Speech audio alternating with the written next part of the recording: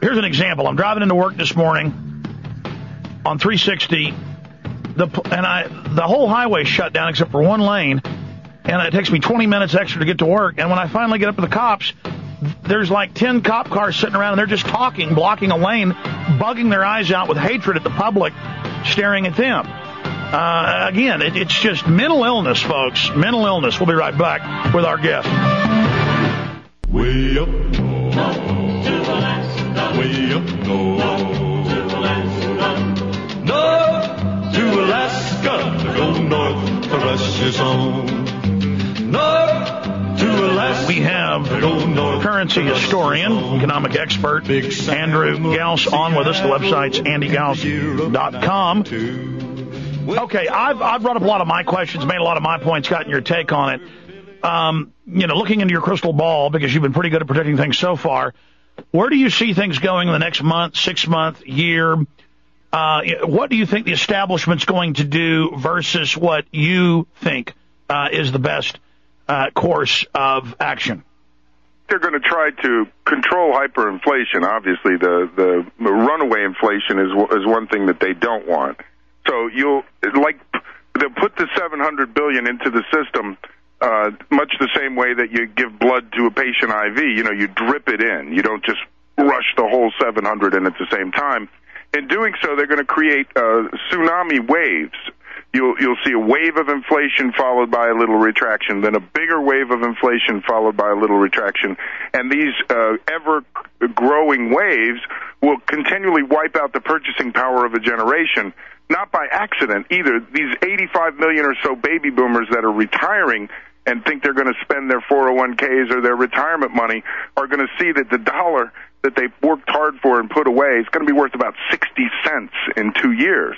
And that's really what I see, a slow, steady, controlled inflation that will decimate the purchasing power. Now, and that's on top of what it's already lost. Well, that's right. Yeah, I mean, I'm talking 60 cents of today's dollar, which is, it's already 15 cents based on a 1980 dollar. Well, here's an example. I had Governor Jesse Ventura on yesterday, and I said, what do you think of the bailout? And he said, well, I've just lost a bunch of money myself in, my investments. And he said, gee, I don't trust him, but, if it'll save things, maybe I'd be for it. And he said, but overall, I don't trust him, so I say no. So his instinct was right, but he admitted he just hadn't had a lot of time, to study it.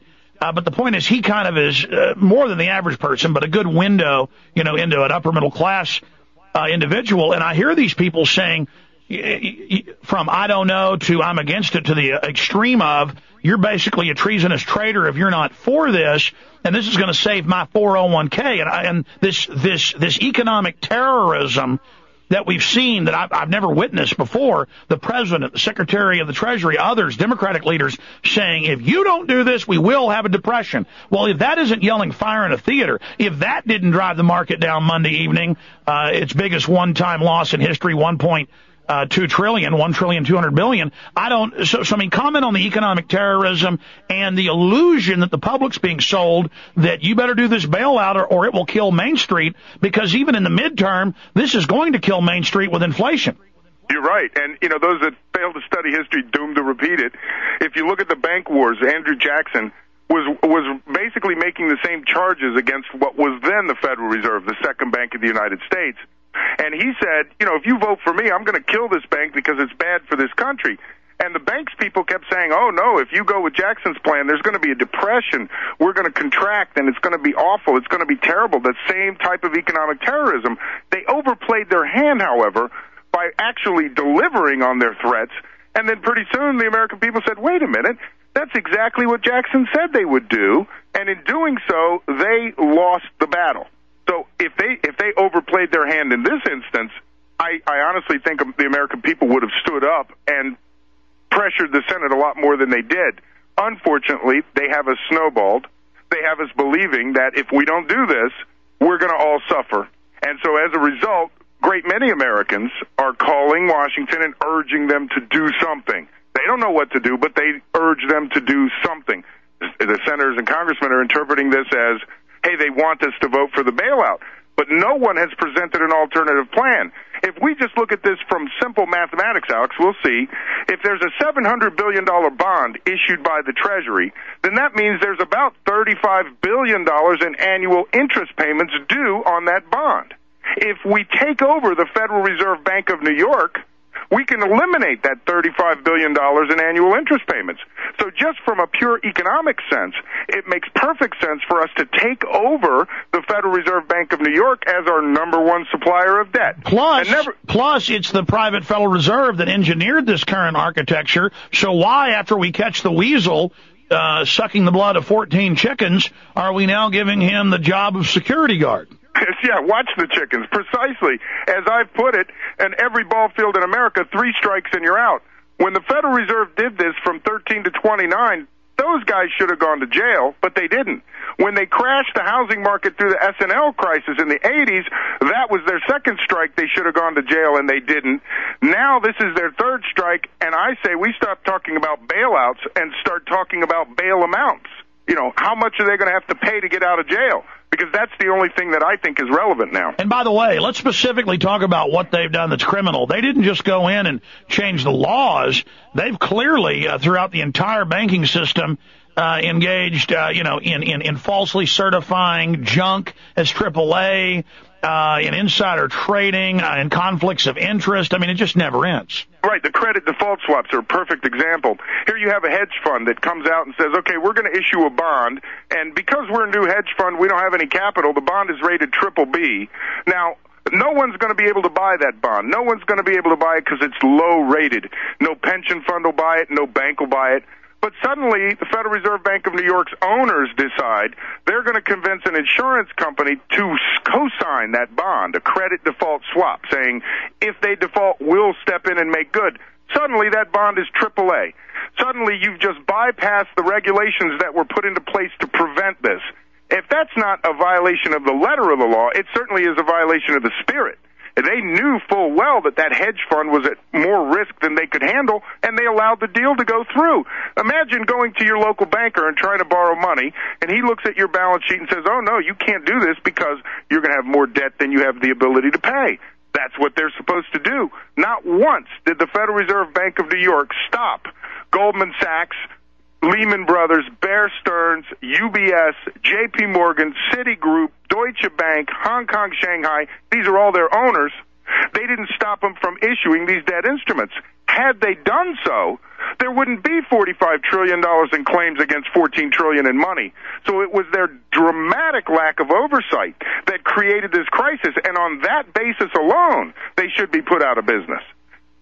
But we have worldwide the just trillions upon trillions unknown. They're all being secretive because of all the crimes they've committed. I don't think any amount of, quote, bailouts is going to quote, save the structure. It's only going to prolong it and deepen it. So again, what do you see happening in 6 months, a year? Hyperinflation. BIS report, I don't know if you caught that, that showed the total derivatives market outstanding at the second quarter of this year was $596 trillion. So never mind 45 against 14, $596 trillion. If they have to put that much or even a tenth of that into circulation, if they have to go to 50 trillion from 14, that's going to mean anything that costs you $1 today is going to cost you $3 a couple years from now. Well, they're so secretive no one knows, but like you said, 500 and something trillion. A lot of economists we have on say it's more like 1,000 trillion. How many times is that more than all the true assets and wealth in the world? Well, you couldn't do that calculation. It is at least quadruple all of the known financial assets. So it's 4 times all of the paper assets.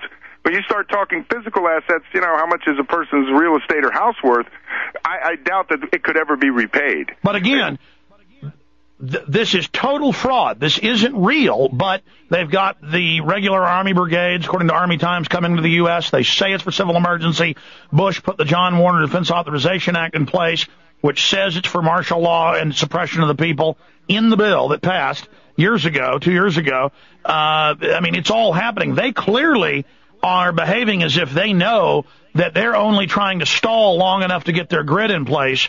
And then I guess they come out on top in the Road Warrior scenario, And they're talking about then failing forward into a new world banking system where those that engineered this pose as the saviors and set up this world regulatory banking system, and then start a new bubble out of carbon credits or something. Can you comment on that? A carbon tax, yeah. Yes. It's a perfect system if you consider the end result is that they want to have the single currency in the world be the dollar. And if you look at world trade now, I mean, you know, I've gotten into these debates with colleagues who feel a lot like you and I do, which is they already control this game. They're already firmly in control. After World War II, we established all the central banks of Europe. The Bank of Japan is an outpost of the United States Treasury, the Federal Reserve. But we know the elite don't have total control until the middle class is gone, until we're all drooling on Prozac. And the elite says that. They want us dumbed down and slaved.